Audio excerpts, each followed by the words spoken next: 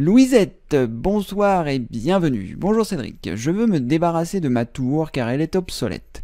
Avant, je veux enlever mon disque dur et le détruire. Quel est le meilleur moyen de le faire? J'ai pensé à l'écraser ou à le mettre dans l'eau. Je veux être sûr que si quelqu'un le trouve, il ne pourra pas accéder à mes données. Vous en pensez quoi? J'ai oublié de vous dire que je veux donner ma tour ensuite ou l'envoyer à l'écocentre. Alors Louisette, j'ai vu que Louis-Paul avait réagi par rapport à ça et je partage un petit peu l'avis de Louis-Paul. Donc moi, à votre place, je démonterai mon disque dur qui se trouve dans ma tour. Et une fois que je l'ai démonté, eh bien, je le conserverai tel une sauvegarde. Parce que eh bien, tout ce qu'il y a sur votre disque dur, eh bien, vous pouvez être appelé à en avoir besoin à un moment ou à un autre. Si ce n'est pas le cas, si vous souhaitez vraiment le détruire, le mieux c'est de, je dirais, c'est de faire des formatages complets avec plusieurs passes. Alors sachez que le logiciel CCleaner vous permet de faire ce type de manipulation. En revanche, il faudra que votre disque dur soit branché en esclave, entre guillemets. En esclave, ça veut dire que il sera, ce ne sera pas le disque dur principal.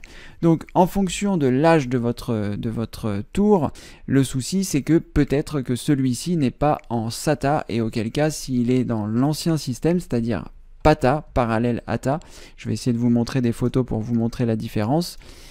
SATA image.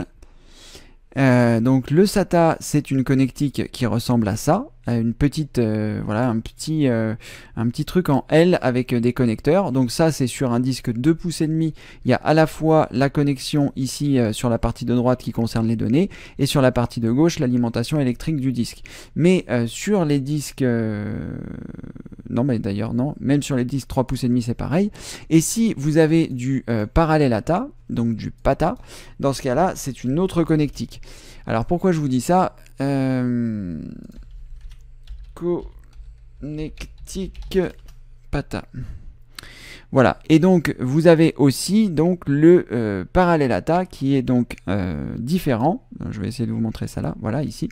Donc là sur le parallèle ATA ça ressemble plus à ça. Et les nappes c'est-à-dire l'outil qui permet de faire la connexion entre la carte mère et le disque dur, ça ressemble à des choses un petit peu plates comme celle-ci. Donc voilà, en fonction de l'un ou de l'autre, vous ne pourrez pas le brancher sur votre nouvel ordinateur.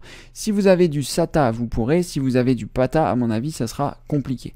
Et ensuite, eh bien, une fois que vous l'aurez branché sur votre ordinateur, vous avez la possibilité d'utiliser un outil que je vous recommande dans le... Non, pas du tout. Vous aurez la possibilité, pardon, d'utiliser CCleaner.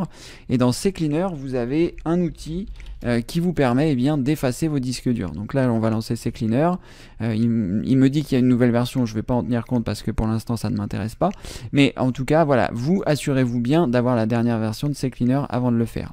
Et ensuite vous allez pouvoir vous rendre dans les outils qui sont ici sur la partie de gauche, vous allez pouvoir choisir effaceur de disques, et là, eh bien, vous allez choisir les disques que vous souhaitez effacer. Alors soyez vigilante hein, quand vous allez brancher votre votre disque dur, assurez-vous bien que vous l'avez bien identifié. Si vous sélectionnez le mauvais, il va effacer le mauvais. Donc vous sélectionnez le disque que vous souhaitez sélectionner, effacer, bon, par exemple mon 4 Tera ici. Vous allez choisir ici effacer, vous allez choisir tout le lecteur. Et vous allez ici, en fonction de la sécurité, choisir le nombre de passages que vous souhaitez qu'il effectue.